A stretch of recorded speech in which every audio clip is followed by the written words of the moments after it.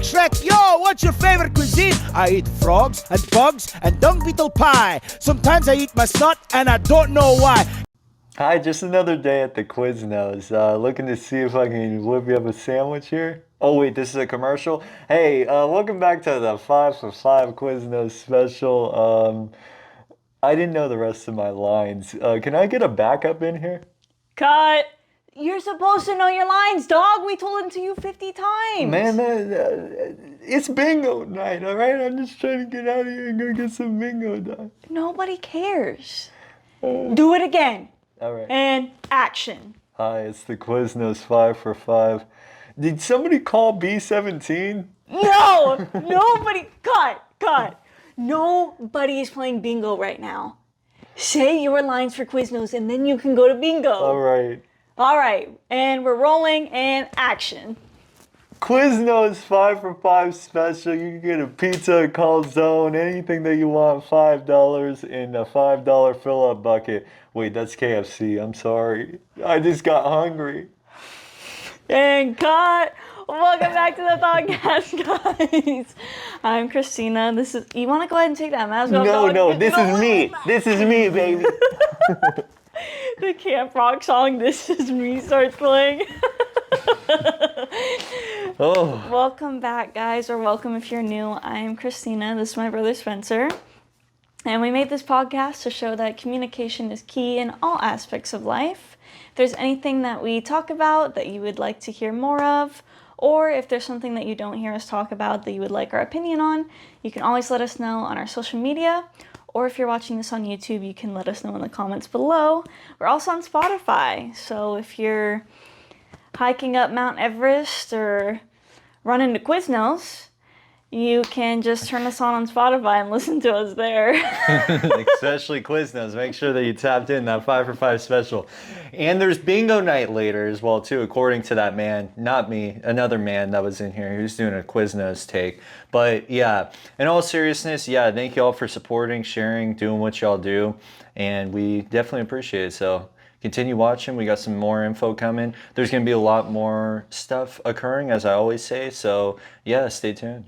But let's get into it. I did want to start out with page 77 of this book. I wrote a note down. I also stated last podcast of talking about this once I had done more of the research. I actually did get a little bit further into that spot. Yeah, it's right here. Dang, your handwriting sucks. Dang, it's beautiful.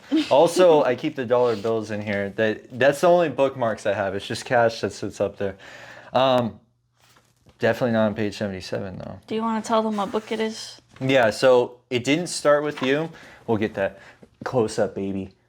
It was gifted from a very good friend's girlfriend. She had mentioned it. She even wants to read the book, and she will afterwards. But it basically links like childhood experiences along the family line. There's a story that I just read in here that's crazy, but I'm going to start with Todd's story because it's a great opening line right here. Todd's story. Todd was 9 when he began stabbing the couch with a pen. Very great way to start. That year, he assaulted a neighbor boy with a stick, resulting in a gash that required 40 stitches. Todd spent the next several years receiving both medication and psychological treatment, yet the aggressive behaviors continued. It wasn't until Todd's father, Earl, told me about his own father, a man he said he loathed, that the missing piece of the puzzle emerged into view. Todd's grandfather was a violent man. Not only did he beat his children, he also stabbed a man to death in a barroom brawl. Why is it? I need to look that up. Charges were never brought, and the grandfather remained free to live his life as he pleased. But not his descendants. Todd, his grandson, had become the unsuspecting recipient of violent feelings that weren't his.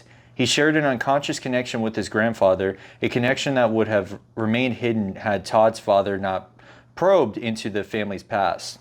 In our session together, and he's a psychologist in this realm, like this whole book is based off of that. I'm sure like experiences that he's talked to, stories.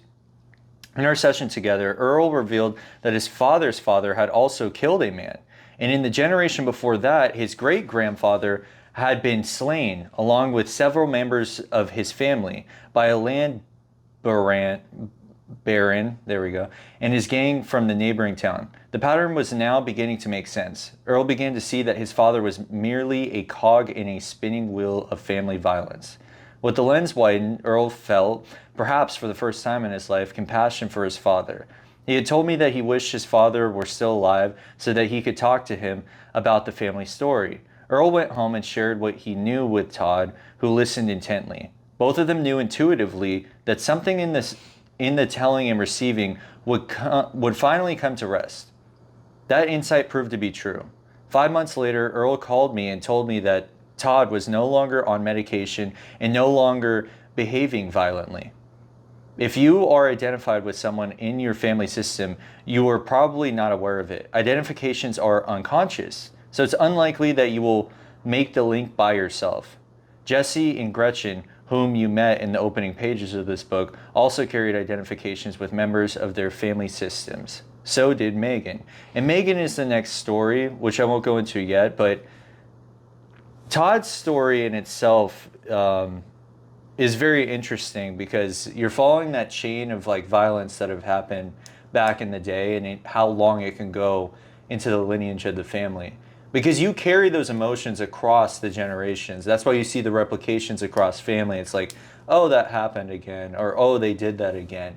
And it's like, that shouldn't just be taken as a fact or as is. It's like, what can you do to change that? Do you recognize that that can be a thing? So I think Todd's story is very interesting in that way. And just reading this book as well, too, I have so many other notes that are on this page. It's just crazy how that connection is actually a thing. It's actually true. And I can see it when I look into my own life, and I wonder if like our audience also sees that as well too. Like, take a look back and like question, it's like, are these tendencies something that's happening for me or from somewhere in the past? Question. I'm assuming they never knew the grandfather? Yeah. Because they didn't know about the violent past until they looked into it. Mm-hmm. Okay. Interesting. Because I feel like I understand things being passed down. Like if growing up, your parents were always, or even just one of them was always angry, I could see how that would pass down to you. Like if you saw it, but not seeing it or even knowing about it, that's like the confusing part to me. How could you then carry over that when you don't even know about it? That's very interesting. So I will actually go into this story because this one I think is going to be like more of a shocker than Todd's. Like Todd's involved like the killing aspect, but I believe, yeah, it is Megan's story. So Megan's story. Megan married Dean at 19 and thought their relationship would last forever. Then one day, when Megan was 25, she looked at him across the kitchen table and felt herself go numb. Her feelings for Dean were gone. Within weeks, Megan filed for divorce, realizing that her suddenly vanishing love for Dean seemed aberrant. Basically, aberrant means like kind of odd, confusing why it would happen. She sought help. I suspected that a family story lay out of reach for her and began to probe. It was fortuitous that we did. That's basically saying fortunate that we did. The link Megan hadn't made was easy to see. Megan's grandmother was only 25 years old when her husband, the love of her life, drowned while fishing at sea. She raised Megan's mother on her own and never remarried. Her husband's sudden death was the great tragedy in their family.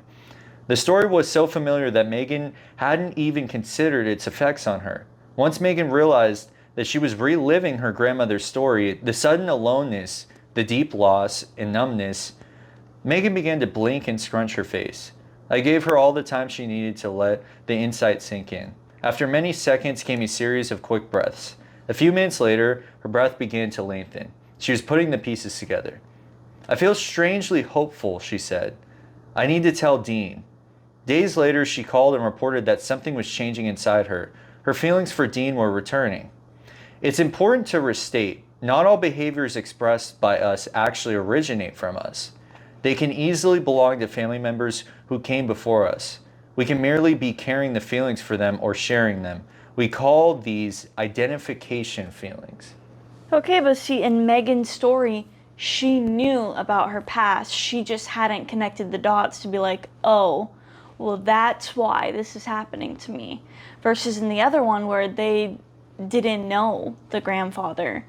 Yeah, they had to do research. Somebody had to. Like somebody would, but it's just like, is it talked about down the generations? Because you don't talk about killing. And if their grandfather was always around that happening, like let's say they were in the mob, because several people were killed based off of what was said. If that was the case, it would be hush hush. They would have very like small talk conversations instead of something that's a little bit further into it. But there's gonna be some type of behavior that the grandfather would have presented for then his son to be that way as well, and for it to continue and it was the grandfather, and then the father did too. The father had that same problem, and then it passed down to him.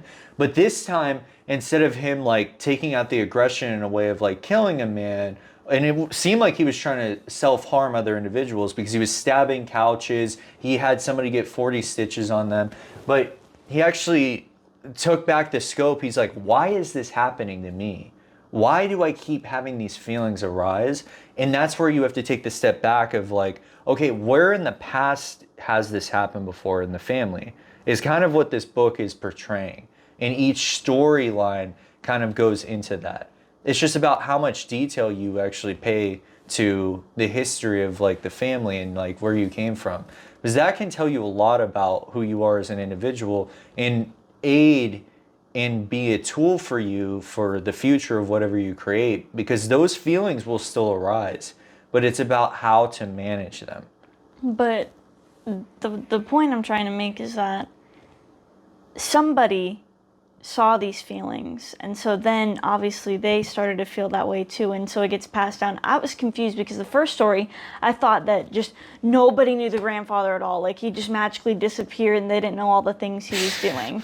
And that's why I was like, then how are they acting that way? That's not possible.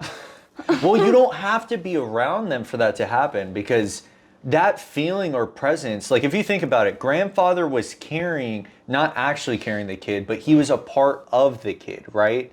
So that part of him is getting instilled into the grandmother, which therefore creates a baby, obviously.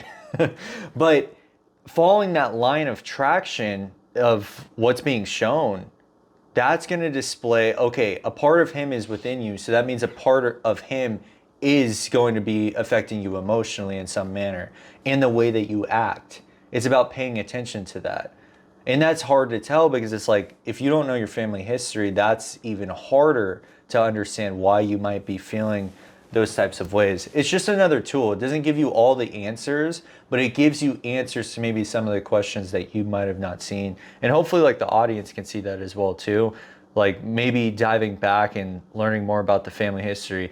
I'm not saying go to like those websites and donate the stuff, your hair or whatever, your DNA, but like just ask questions to the family members who are alive and gather the information that you know about that to like backtrack and get more of an understanding of like why you might do certain things. And maybe you're not thinking about that. Maybe there's other things that are happening that you're paying attention to, but it's like being able to manage that cycle. Like, why does that keep arising? Like, what is the meaning of that? And finding the meaning can help you get a solution to that problem, rather than just being, as you said with the grandfather, have no idea like why he was that way or who he was, but like actually getting further answers into it, because it's in history. It's happened in history. I mean, if you have a problem that's continually coming up, you definitely need to figure out why it keeps coming up for sure. I think going back would somewhat help, but I don't think that it's fully based on like past people. Like, I think the people that raised you are ultimately going to be the ones that will affect your life. And so, I mean, if they were affected by other people, then obviously they're going to pass that down to you. But I guess I think in terms of like people that like were adopted, like they're going to act differently. And I don't think looking back like on their lineage would help. Oh, really? Because they weren't, I mean, they weren't raised by them. Yeah, but... Because you are what you're around, and you environment, you learn things based off of people. You know, growing up, as a kid, your parents know everything, right? Everything that you ever want to know, your parent has all the answers for. So you're like a mirror. Everything that they say, this is all right to do, you should do this, you should do that, you're going to do it. And everything that you see them do, you're going to copy it. So I think if you're not around that, then how would you gain that, I guess, attitude or way of life? I know what you're saying. Like, how would it be a part of them? Yeah. And here's the thing, right? And this is where science says this too. Environment and then your nurture. Like who you're a part of, who you're like, what you were like. They say that's a 50-50 balance. So there's truth to this because you're like, okay, if they're in a completely different environment, how are they going to even reflect any of the stuff that came in their lineage if they're not around them and they're not taught by them? Like we're talking about from infancy, like you were like given away as soon as you were born, basically. So they've done studies where twins are across the world from each other, right? And they're doing completely different lives, have separate stuff, but as soon as they see each other and they meet each other after a long period of time, number one, obviously they look the same because they're twins, but they start to see that their behaviors are very similar. And it's like, how is that even possible if they're around different environments? And they're doing completely different things on top of that. Different school structures, different friends, different like cultures entirely. But yet they're still the same in the way that they act and how they communicate and what they find funny. And it's like, that's the other thing. Your DNA plays a part of that because your DNA is still from that one place, from your mom and dad, even if you don't know them. I feel like twins are different though, because twins, you're basically, you were the same like DNA cell, it just got separated, so you're practically identical even if you don't look it. Right. I feel like that's different than like you and your grandfather. Like you do share some DNA, but you don't share it all. Well, of course, because you're not replicating exactly what they're doing, just like it was saying in here too. It's not that he's like he didn't kill several people. The person who's experiencing this now, which is down the chain towards his great grandson, he's seeing this and is using it proactively to not do those things. Even though as a child he replicated that, they're not doing the same exact things. Just like how me and you, although we're related, we're not going to do the same exact things because we're going to see from different experiences that that's just not how we operate. But that doesn't mean we're not similar. We have similar humor. We're able to communicate the way that we do. But that's not going to be all of the things that have happened. Like our environments are different. Because the environments I've been in with serving and doing that, that's given me the opportunity to be more communicative and more extroverted, whereas that experience hasn't been something that you've had yet. You haven't been in that realm of a lot of extrovertedness and a lot of these different things. You've been more into yourself. But being able to have those experiences, they're going to be done differently. Because it can't replicate and it can't repeat history unless you let it repeat history. Which you have to look back. It's like, okay, how am I reflective of my parents, right? Or I should say our parents, but as a general question. Actually, we're not related. Yeah. I'm from HEB. And I'm a pine cone. but the relatability in that sense is a large factor to, like, it didn't start with you. I think that is very true because DNA is still going to carry. You were still a part of that individual. You were more tied to them than, say, a friend. Just because you have blood from them, just because you've learned experiences from them. My friend gave me blood. Yeah, good luck. But following that is, I think that can be helpful psychologically in understanding things that occur. Again, you can't replicate the exact same thing because I think what would happen if you did do that is something would have to come to an end. Whether you are the person who dies or that thing has to die whenever you face it. Because that thought or problem will keep reoccurring in your head, and it's about how you handle that problem. So, Agree. yeah. It's a very good book so far from what I've read, because it's taking multiple aspects of how people feel. Like even on the back it says depression, anxiety, chronic pain, flashes. All of those things have some stemming point into something that you or somebody else in your family lineage did in history to make you have certain reactions. And it's about how you build from that. So it's in your hands to make that difference. Everything's in your hands. Yeah, all state.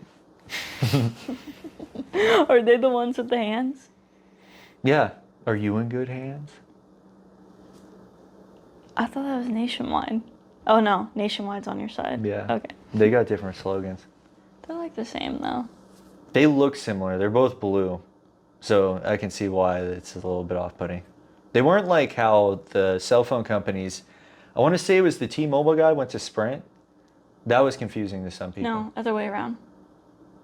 Are you sure? Sprint went to T-Mobile? Sprint, Oh yeah, Sprint's because not a Sprint thing got bought anymore. out. That's Yeah. right. That's right. I always thought it was the other way though.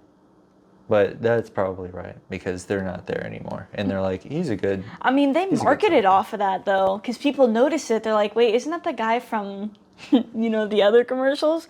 And they market off of it in their next like promo campaign. Yeah, and then they continue with it. Each one's interesting, like watching each company and what they do. Because Sonic for a period of time had those two guys that were in the car, like with each other, but they haven't had those. Like I think once they pass a certain like life of like engagement, they're like, all right, we got to move to the next thing. Because that's just showbiz right there. They're like, we want to keep the people's attention, so we're going to do something crazy. I haven't seen or heard about a Sonic commercial in a while, so apparently they're not doing crazy enough. Well, I don't know. Do you experience ads a lot? No. Do you have no ads on all your things that you mainly watch and listen to? I mean, it's literally Netflix and like TikTok. Yeah. Well, okay. Do you get ads on TikTok? You can get ads on TikTok, but you can scroll past them. Like, you don't have to watch them. No. Okay, Or well, then you have people that are literally just promoting a product from TikTok Shop. And then you're like, nope, don't want to watch that. I'm not here for you to sell me something. yeah. I think that's most people. That's weird that they haven't started, like, you have to wait 5 seconds before, like, scrolling. I'm glad they haven't started that because YouTube does that and it's really annoying. YouTube's is very random, too. Like, while you're watching a video, because this is the first, like, it's not the full year yet, but where I haven't had premium, and I'm experiencing the ad portions of stuff, and it's weird because it will be halfway through the video and it'll be like an ad you can't skip. It's like 15 to 30 seconds long about, I don't know, just random stuff. I would understand if they put like the ads in the beginning of the video, but I don't understand why they do it in the middle. Because like you're forced to watch it and you're like, Well, that's the You're kidding thing. me. It upsets you, but you might pay attention based off of something that they said. no, I'm more upset. Well, yeah, that's not you as the consumer necessarily. I am a consumer. Well, yeah, we all are consumers, but you're not a consumer in that way that they're promoting to you. But you may have been like enticed in the past to Never. get something. Okay, so have you seen Sephora ads? Of course. But I'm not like, ooh, I saw a Sephora ad. Now I need to go into Sephora. Yeah, you're not the clip and couponer person with the magazines that are like, I've seen this. There are videos of this. People jumping into the garbage can, like the big ones out back, and they're like, where are those magazines at? People do jump into trash for products. That's why like Sephora and Ulta, if they have any stuff that they have to throw out, they'll destroy it first. So that way people can't just go into the dumpster and take it. Because there was a lot of people doing that. And there's people that used to do like hauls on them. Where they'd be like, oh, look what I found in the dumpster today. And they would just like do a video showing everything they got. And so the companies are like, oh, well, we don't want them to have that. So they just have to destroy it and then throw it away. Is it like expired product? Why do they get rid of it? It's not always expired. Sometimes it's like return products. But the thing with return products is I mean, I don't know their full policy, but I'm pretty sure they have to throw it away, even if it was like never opened, but just because it was out of their possession, which is wasteful. Very. And I don't know. I don't really agree with them, like, breaking it up and throwing it away. Because who cares if somebody wants to go dumpster diving for it? That's not my problem. Have fun. Yeah. It's more of like they're making a profit off of the company, and the company does not like that. So like, okay, what's an alternative They're route greedy. to do that? Well, it's the same thing with fast food. Like if you, like for instance, you got a lot of chicken extra. You know this, Dairy Queen. If we had extra stuff, right, but then they would start cutting that down where it's like, nope, you have to throw it away. Like it's changed, gonna get thrown away. and it depends on the company's policy, yes. And there will be people in the dumpster actually jumping in to get that. Now, it is something you're putting in your mouth, so definitely be questionable of that. But some people are already at that point where it don't even matter. They're just like, man, I got some old chicken. I'll take it. I never understood that at Dairy Queen, because I'm like, you'd rather throw money away than have someone just eat it? That doesn't make any sense. Yeah, but then you're giving away that free product, and then the employees can abuse that system basically, where they can just make extra product and then have a bunch of extra at the end of the night. I guess. There's always somebody trying to do something wrong, but at the same time, there's always somebody trying to do something right. And then they ruin it for the people that are actually trying to do the right thing. Well, of course, but that's where it's always the battle, because I think you mentioned this in the last podcast. How do you know what's right? Yeah, I guess. There's a gray area there. Yeah, and that's where like it comes down to a decision. It's like, do you keep letting your employees cook all of this extra stuff just so they have it afterwards? Are you saying yes as a manager?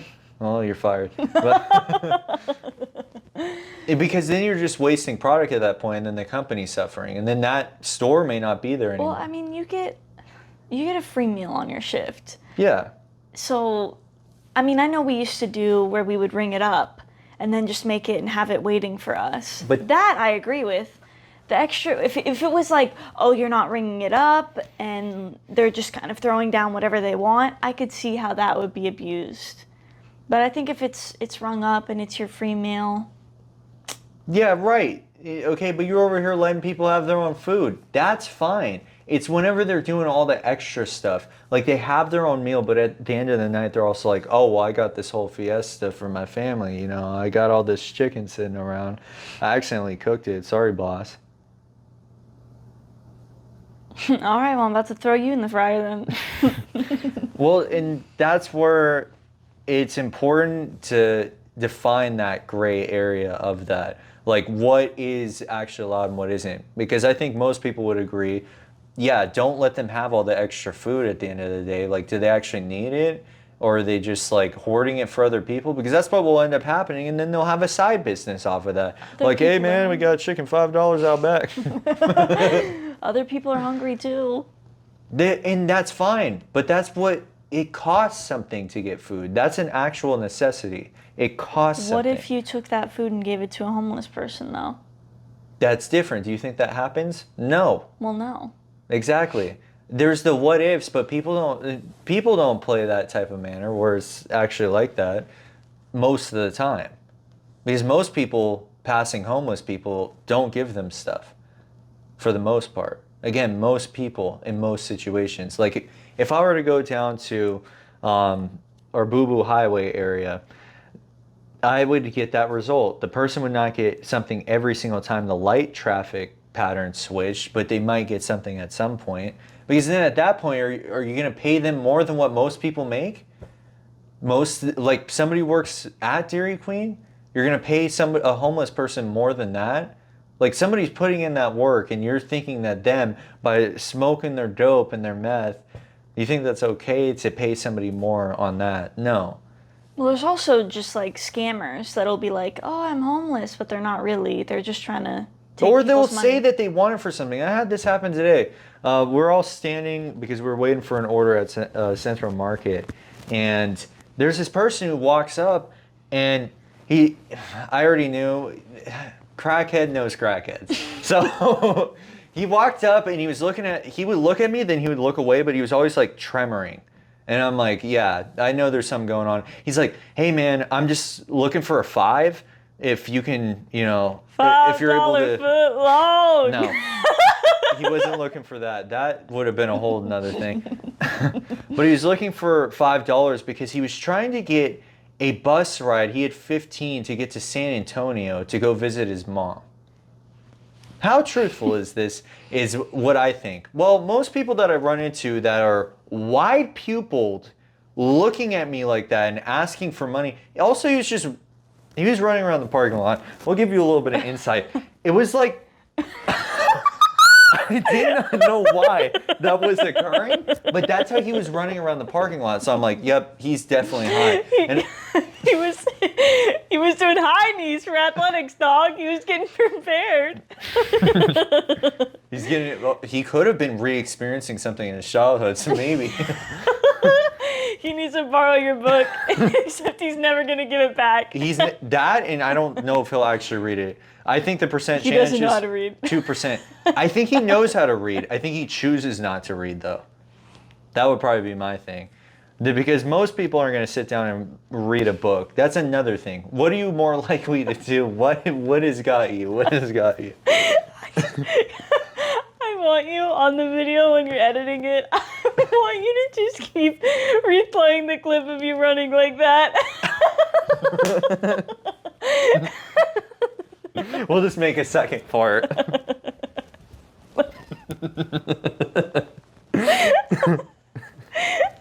just want you to know how stupid you look. Oh, well, I know it looks stupid. This is what I experienced today. Yeah, and he went around and he went into the Central Market, I'm sure, to ask people about getting his $5 to go there. Eventually, yes, it will happen. It's kind of like in business. If you like want it, you'll go get it. And that's the perfect mentality of somebody who is like a drug user or abuser or an addict of any sort. Take that same type of energy and put that into something productive. No, wait. I wasn't thinking about that. I thought you were. You said tank. What? Instead of saying take, it sounded like you said tank. And I was like, tank? Are we going into World War III already? Well, okay, there's that possibility always etches more and more. It reminds me of every other point of history, like World War I, World War II. There was just events that led up to it, but there's no defining moment. But definitely recently, that's definitely been the case of that uprising happening. So, tanks, bam. Yeah, no, it's going to happen at some point. I mean, there's been a lot of things that have happened that people don't agree with that. Boom! Yeah, and I think a friend of mine had stated, like, if everything was back to like what it was in 2004, where people were kind of staying to their own thing, their own cliques, and kind of minding their business, there's validity to that actually keeping the peace. Because if everybody's in their own sphere doing their own thing and they're being like happy and productive, we don't have that sense of war happening. It's when we start intermingling a lot of that stuff where everybody's paying attention to that thing. But here's the catch to that. People start getting into those other things because people start getting extreme with their stuff. Like, one thing that has not happened, but we take a step closer every single time. I don't know if you've noticed this. On Facebook, on TikTok, on Instagram, any sort of media, now, what is the first thing that like is depicted to the user typically? Like, what do you think it would be?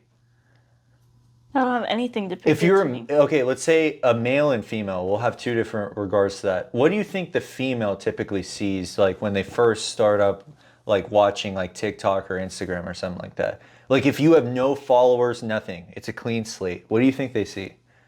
Probably dog videos. Fair, that's true. That is one thing both on the male side that happens. What else do you think?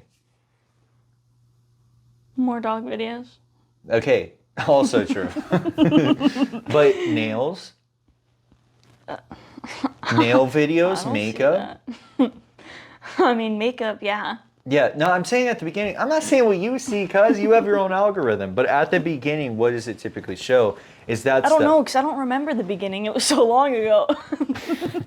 That's fair. I start up a lot of new accounts. As you can tell, I have like 500 emails. Not 500, but I probably have at least 10 different ones. Yeah, you probably don't. Well, actually, no, you probably have the password already.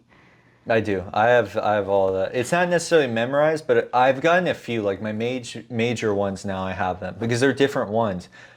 Keeping security is important. That's why we have our sponsor today. No, I'm just kidding. But Not yet. at the beginning of like seeing all of that, I think it starts to skew where males start to see more sexual content and females start to see more of the dog videos. They're doing anything to distract you to like go click on this thing. Because like even this, I can go to the main screen of this. What is the number? Politics. Politics, right. When you go on a website like MSN or you go on Internet Explorer or Chrome, it's either weather or politics related that you're going to see first, or be a majority like that. They're trying to give RX discounts. Get out of here. But Damn, you know people can't afford the prescriptions? yeah, but it's always the thing that you see. Like, basically what I'm saying is like that's already going to be a part of the cycle of what somebody sees, and throughout their day, if they're always consuming content that's like that, not only is that going to be a part of their algorithm, but they're using their time toward that. Like they're losing their energy toward that because it's distracting them. Like I notice this all the time because of how many apps are on the phone I have on my phone now. I'm like, there's way too much going on. I need to find simplicity because I'm getting lost in myself. I'm not recognizing the things that are right in front of me anymore because all these other things I'm trying to work on.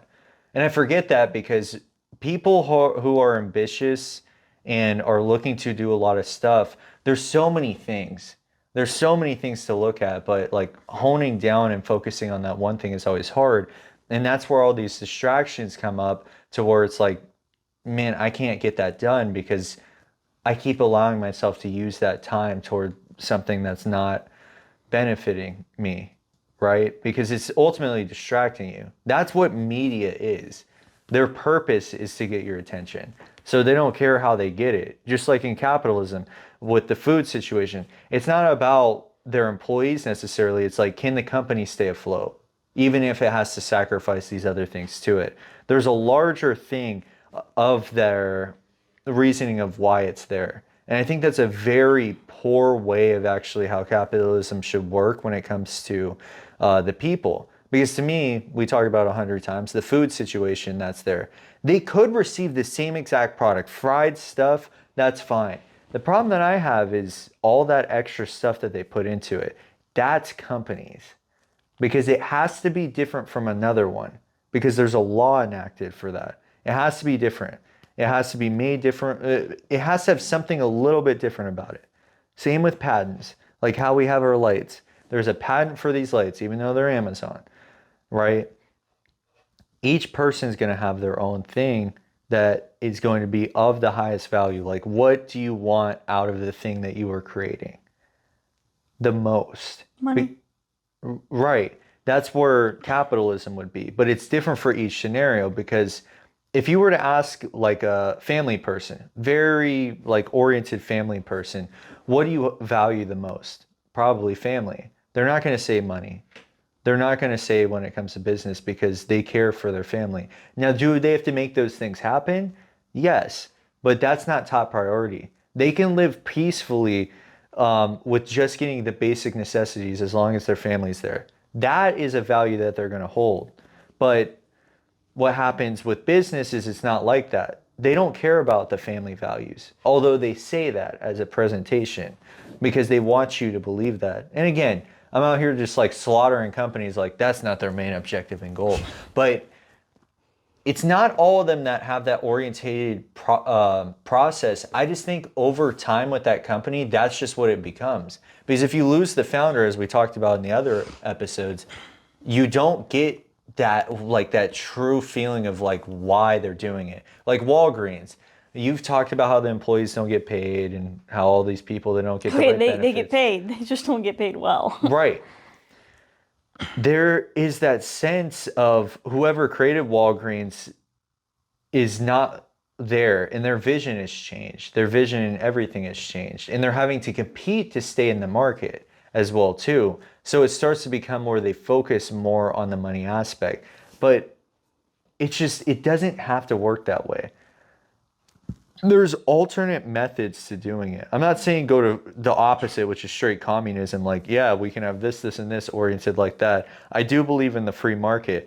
I just think when we have product itself, don't put it against the people who are using it, because you are creating a company to sell a specific product, but at the same time, it's going to be something that might be their demise. Like, for instance, like, I know over time we can get better. We don't have the innovations yet. Like, but how Grandpa had passed, where he had never smoked a day in his life, but he lost his life because of the coal and having to always inhale that. Like, there had to be other ways to go around that, of not having them breathe it in or having another way of going about it. Like, yes, we're all going to die, but there are things that we can do to prevent that, right? And in prevention, that doesn't mean only take immunity shots the rest of your life, because then you're not allowing your body to actually circulate bad stuff. But what I'm saying is, in food, that is unnecessary. In the train conducting, that's unnecessary. That's almost like you, like, putting your hand to the fire and keeping it there even though you know it's burning you. You don't have to allow those things to occur. It's just what the system has developed into. Because I think there's alternate methods of how we can trade or barter with one another without having that sacrifice of that. But I think it's because the United States doesn't want to lose the top dog, the top currency, all of that type of stuff. And that's why I think a lot of the rebellion starts to happen too. I think it's like more of a company, the people that make the decisions for the company aren't the same people that have to live by it. Yeah. Like, if we're talking about the train business, the people that have made the trains run and what they run off of are not the same people that actually drive the train and have to inhale that every day. So to them, they're like, well, it's working. We're getting things there. So they don't care. Yeah. They don't care how it's working. They don't care who it's affecting. And That's why they're paying people off in those lawsuits. I also think, the lawsuits is a whole nother thing, because the lawsuits, even though they pay the person, they still get a percentage back. Like, all the antitrust lawsuits that Google had, they got the money back because they just donated to charity. And then whose charity is that under? It's their charity. It's a third-party charity that they set up. So they ultimately get the money back because the courts let them decide what they want to do. And they give them multiple options. Not like if you're a single person going into court. No, you're facing like severe consequences to what you're doing. And it actually will affect you because financially you're not like bound by that. That's where a part of the credit system's messed up, because they allowed all the companies to get all of this excess money, which has ultimately made our debt so large, which I don't get. How if we have the most debt, and debt is not necessarily bad, if we have the most debt when it comes to all these places, why is there not action being taken to get things paid back? Here's what I don't understand about debt, and maybe this is dumb, but if we can print money, how the hell are we in debt? Just print more money to pay them off. Right. What right. do you mean? The thing is it devalues currencies. Whenever you print more money, it devalues your currency because you have more Only of it because floating. we've made it so. Yeah, but you let it float. No. That's not here. That's other places because they run off of other currencies. So if we were to print off a lot of our currency, that would devalue our currency because we printed that much. Like, for instance, talk about COVID. Whenever they had all those loans and all of the stimulus checks, that affected our debt, and that also affected our GDP. We started going down because we were printing more of that and giving it back to the people. Now, was it necessary for that time? Yes, due to the conditions that the government in place. That's necessary to happen. But you can't pay off debts by doing that. You would have to be working more. And this is where China and the US differ. We don't make our stuff here like we did in the past. That's why we weren't in debt as bad. We started outsourcing everything now because we're consumers, right? We're majorly consumers. We're not like the shops like in China where they're working people like, I mean, even Vietnam too, because a lot of stuff comes from both of those places, where they're working sweatshops, you could say, because they have those, but that's not the only place that that work happens, where they have a bunch of people doing all of this work, like the hands-on regular material stuff, like putting it together, like kind of back in the day when we talk about the triangular trade, whenever we had slavery, where whatever we made, our raw goods that we had here, we would send that to Europe to make clothing and stuff, which they would sell to the east, the other part of the triangle. I think it was South America was a part of that triangle, because it was it was Africa. It was Africa who would sell slaves to the United States. The United States would have their product, sell it to Europe. Europe would have all the clothing, which they would sell back to Africa. That would be like the trade, which also it would come back to the US when it comes to clothes too. But our style of how we do stuff is not similar to that. So that's why we can't change. We haven't been able to change our debt in that way, because eventually we will run out of resources. Then it's like, okay, well, what are you going to provide then? What are you going to be able to give to people? And that's where technology is a big thing, where they're starting to make investments into. Because if you watch the big companies of whatever they do and when they do it, that's when you want to almost follow. Like, for instance, in the crypto world, BlackRock has its own ETF. So that BlackRock, most known company when it comes to like large companies and how long that they've been founded for, they followed that pursuit because they know that if they invest their money into that, that will start to grow. So they'll stay above everybody, because they'll stay ahead of the game once they know that the thing is sustainable and they can see it working and people are putting their money into it. And you get them with scare tactics. Because I remember when they were first dropping the USD coin on crypto, they were saying that's how we were going to do it from now on. We weren't going to have credit cards. We were going to go straight to that. And there was a deadline that they had it on. So it was fear buying. They wanted people to invest into it, even though it was not going to be something that was like that. It's to give them money in that source to see how many people actually did that thing.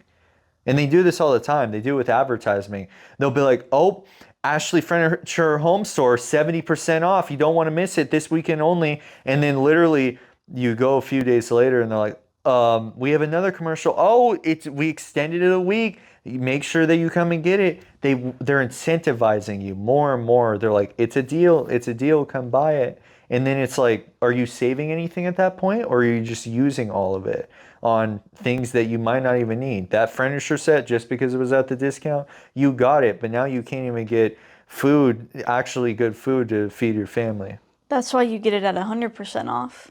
And you want to know how you do that? You blow up the store. I thought you would have said the dumpster thing like before, but all right.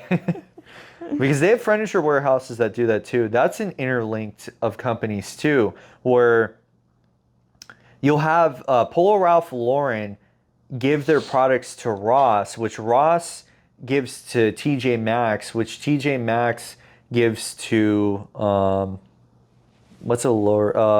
Goodwill. It's a chain of like price markdowns until somebody buys it. It would actually be TJ Maxx, Ross, and then Goodwill.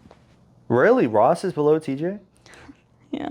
Even off of price? I don't know. Ross seems like their prices are higher than TJ. That's why I said that way. But it could be interchangeable. Ross just had a 49-cent sale. Everything is 49 cents or 48 cents. Okay, but it was probably on select products. Everything. 48 cents. Well, actually, I don't know. I haven't. Terms and conditions. It always is that. That's the thing. You remember that, so you're like, okay, I'll go get it, knowing that not all those will be 48 cents. I don't like Ross. Yeah, but the person though, a person would be like, okay, 48 cents for everything. I'm gonna go there, and then they realize that some of that stuff's not, and somebody's more likely to be like, I'll go ahead and get it anyway because they like it, and they don't know if they'll see it again, and it's already discounted. Period. Yeah, and that's the consumer though. So if you were to print more money, more of that would be happening, where it's like getting exchanged and doing all of that. But maybe it's not, because then you have your hawk investors, like the people who have the larger amounts of money. They also dictate how the economy is going to go too. Because if they're like, oh no, like we see that the housing market's going to crash, so we're going to save our money. And then they tell their friends, and it's this large frenzy of people just being like, oh my gosh, well this, and this. This happens all the time. Whenever there's ice time, everybody's like, buy water, paper towels. We think it's World War VI. Like, it's going to a whole nother thing. And they're preparing. It's just because we don't see it that often. Although we have seen it for the past like few years now. But when it first started happening, it wasn't a normal thing here. And that's why people went crazy. And so people still do that. Even though this year, so far, it hasn't really been that bad. But we're not in February yet, so. Trauma, though. That's the reaction from it. Yeah. It's just straight trauma. And that's another part that plays into the consumerism, too. Because you're going to buy something that you think is going to work out in that manner. But the thing is, if you don't do research on it, then you could have just bought that product for nothing because it didn't do anything. I do that a lot. Did. Oh. In what manner? Like skincare-wise. Oh, yeah. You just kind of were testing products. Yeah. Not entirely bad, like if you're playing it as the scientists doing that, but then also it's like we have this information available too. It's just us choosing not to do that because culturally we're consumers. So we're going to buy the thing first to test to try to do that. The problem is it's going to cost a part of like what you could use for something that could be larger. I don't know. It's just however somebody uses their money, but I think the testing phase of that is necessary, but getting more information on it is always better. The thing that people don't want to do, which is having to read stuff. I just think there's always so many contradictory things online. Like you read this thing or you read that thing and they're both different. And But that's you're like, good. but what's true then? But that's good. You get multiple contexts. It's like, why did that person say that then? Why are they giving this skincare product a terrible rating? And it's like, okay, it gives me rashes. Well, it doesn't happen to the other person, so they're not displaying it in that manner. That's where it's confusing, right? That's where you go down to the basic ingredients of that as well too. And whatever skincare products that you do choose, if you have sensitivity to them, and if you've noticed that in the past, you wouldn't use them again or stay away from that specific product. But that's always hard because again, it runs into the problem. They have all of these extra ingredients in the product. So you don't even know what's affecting you until you have to break it down to that point by using different products that have different stuff in it. Because you won't know, like, perfect story for this. There's the water place that I get the water from. He was telling me the story, and I may have mentioned this on the podcast already, where his wife thought that she had a gluten intolerance based off of what she was eating, because that's what she was led to believe. Anytime she had gluten, that was a problem. That's what they kind of diagnosed her as, or came to a self-diagnosis. But it was never that. It was that her pancreas was like going to burst. Yeah, was going to burst. So she didn't know all this, but that happens whenever there's just inflammation in general, basically. I don't know all the medical terminologies, nor do I want to say that, but basically there was a direct correlation that this was a problem, and she's like, okay, the gluten thing seemed to be something that would help. No, it had nothing to do with gluten-free. It was the fact that her pancreas was not being able to do what she was able to do. So therefore, the problem wasn't actually that. The problem was deeper in that, without actually paying more mind to it.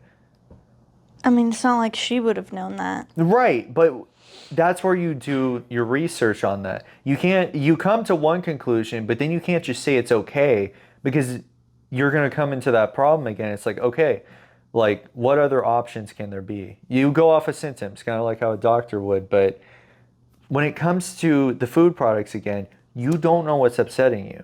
But since it's a trend that gluten has been a problem with people, they come to that conclusion. Because I thought this too. I thought that I have like celiac or something like that.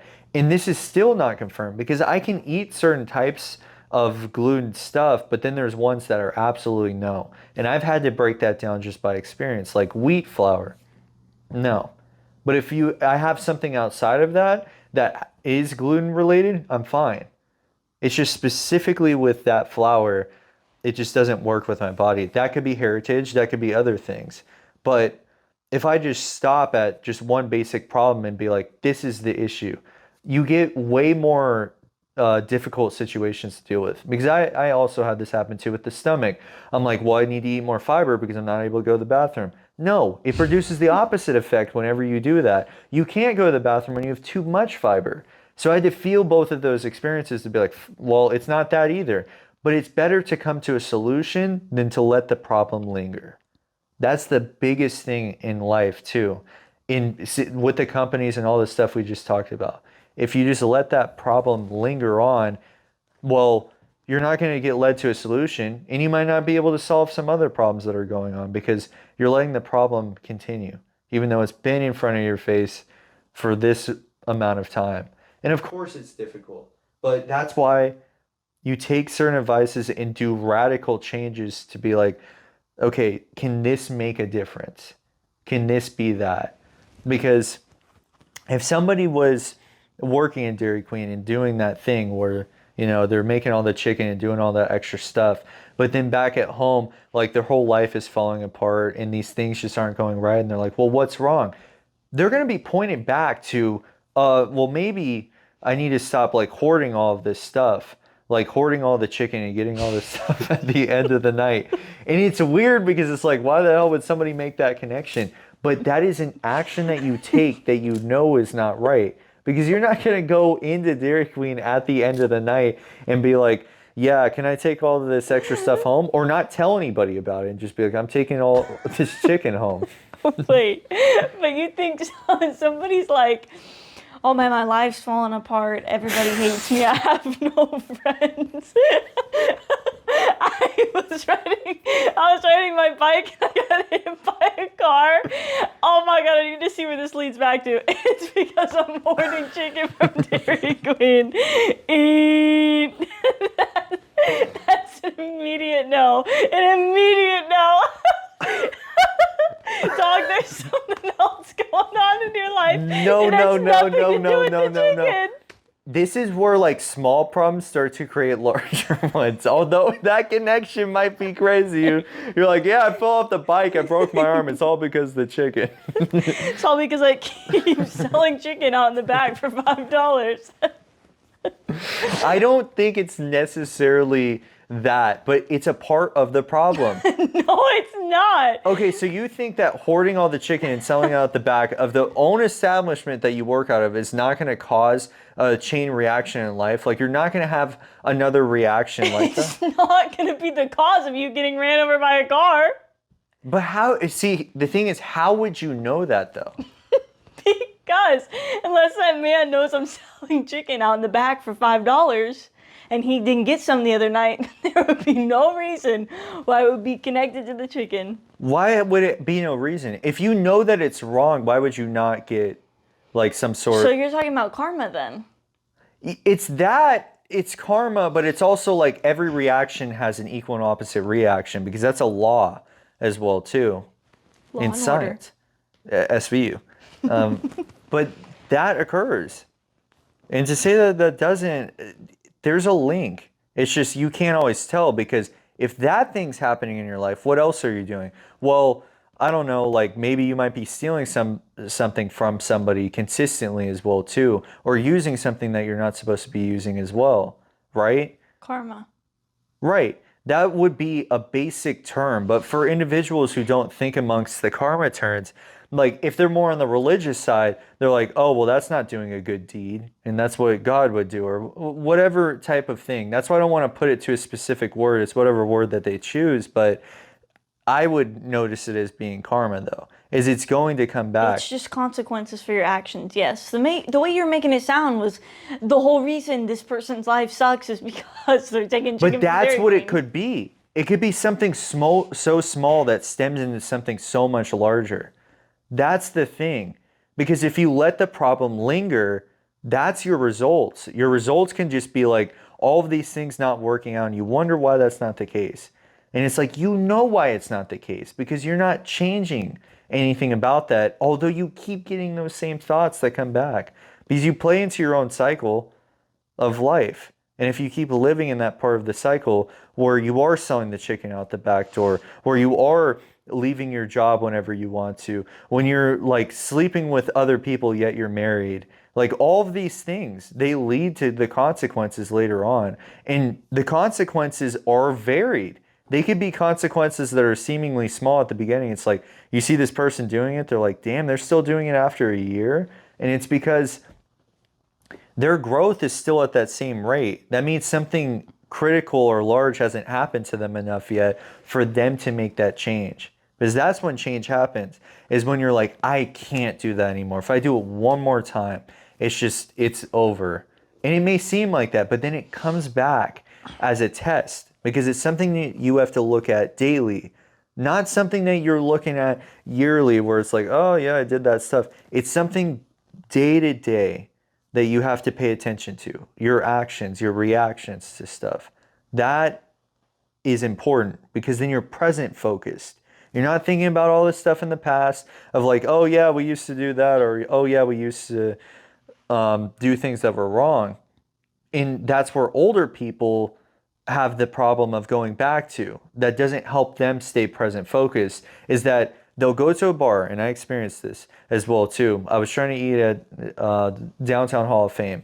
Still have not been able to because apparently their kitchen doesn't why open. do you keep giving out locations? It doesn't matter. That's not even a relatively close location. But at that establishment, right,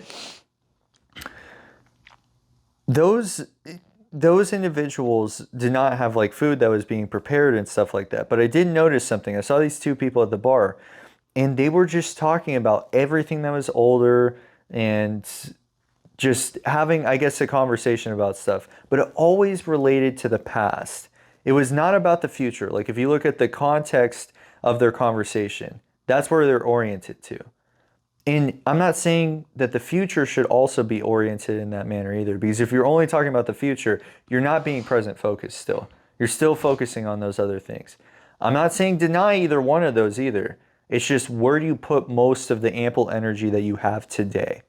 Is it being used to be in the moment or are you using it to be outside the moment? Because that's ultimately what abuse and addiction is you'd rather spend your time in that spot than what is now. I feel like you also get like exactly what you asked for. Like let's say you're like, oh, I really want this thing. Universe, can I have this thing? Universe is like, yeah, okay, you can have it, And you're waiting and you're waiting and you're like, hey, like, is it still coming? You said it was gonna come. Yeah, no, it's coming, yep. Okay, cool, just checking in. You're waiting, you're like, okay, you said this thing was coming. I don't see it, where is it at? Yeah, no, be patient, it's coming, I promise it's still coming. You're like, okay, I'll be patient. And then you're waiting and you're like, it's still not here. I asked you for it and it's not here. Why isn't it coming? Like, I just want this one thing. I don't care about anything else. I just want it. I don't care about the who, what, when, where, how. I just want it. And the universe is like, okay, if that's what you want, I'll give it to you. And then you get this thing and it's not, you're like, what the heck? This isn't what I asked for. And the universe is like, yeah, it is. You said you didn't care exactly how it happened or anything like that. So I'm giving it to you. You didn't want to be patient and wait for a good thing. And now you're getting exactly what you asked for. Yeah. Because your mindset when you have the experience of getting it is very important. I think of like to the time where people talk about like their first high, right? They're like trying to always go back to that moment, but that moment is going to be that moment. Once you experience that, you can experience things that are better than that, but it's all about how you take that reaction. Or you're like, I finally got it, and it's like, well, I hate it. It's like, well, that's what you had got it because you didn't wait, you weren't patient with it, you didn't allow it to actually manifest into something larger because you were demanding of it. That's the wants and needs problem. It's not that you needed it, you just wanted it. And then here's your consequences. Now you're going to feel worse about life because you weren't patient and you didn't allow these things to happen. Why are you going to get rewarded the same way that somebody else did who put in hours of work that you've never seen, and why they're getting all these rewards and you're not. Because that's what ends up happening. And people start to have comparisons, and then they start to get jealous. And it's like, it's not bad to have those feelings. It's just recognizing, like, maybe I'm not up to those standards that I should be at. Maybe I'm not holding myself accountable for these things. Maybe I should do something different. And then you can have a different reaction of coming into it when you are presented with it again. And that's a big thing to everybody, because that comes down to like love as well too. Your interpretation of that is going to change over time with it. So it's all about how you react when something does happen. Or you're just like, fuck it. Like in a relationship, or you're just like, nah, we don't need to talk about that. Or, oh, we don't need to deal with that. Nope. Talking about the problems of lingering. That is the worst part you can do it for, is your intimate relationship when you let something linger. Because then it's just going to be a problem. You got to have the small talk. You got to have the things that you don't want to talk about. Because that's ultimately what communication is for. We are social creatures. We can't just be like, oh yeah, we did well today. Rosie did well. She took 3 shots at the bar. I'm sorry. Who is Rosie? Just throwing out random names. Wait, is Rosie like the bartender, like taking shots? I've seen that, so that's possible. I think there was a customer today that was named that. That's why I think I had that name come up. It's always random names. Philip, Trevor, Wallace, Douglas. Just random names. Who was bingo guy? What was his name? I'm not giving him a name yet. Stop picking the pillow. Why are you picking You heard that first. Why are you picking the pillow? I don't know. It's interesting. It's interesting when I pick it apart. Well, because I'm playing with the ends. Why? Well, I was messing with the zipper. I think it's like... Because why do you have the zipper facing up? It needs to be down so you're not messing with it. I would have been messing with it if it was this way anyway, because I'm messing with the corners. So it wouldn't matter if the zipper was up, but for presentation purposes, yes. But they can't see that. You can't see me. John Cena. You were a John Cena fan, weren't you? Well, I was Randy Orton, and then I went to John Cena. I don't know who that is. Exactly. But you know who John Cena is, just because he's probably in movies, and you've heard that as well, he's too. Not even... Well, isn't WWE, isn't that acting? Yeah.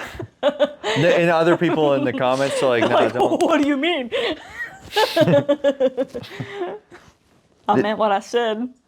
It's crazy what they did have to do in WWE. Like, you have to be, like, specialized in the way that, like, you land and stuff, too.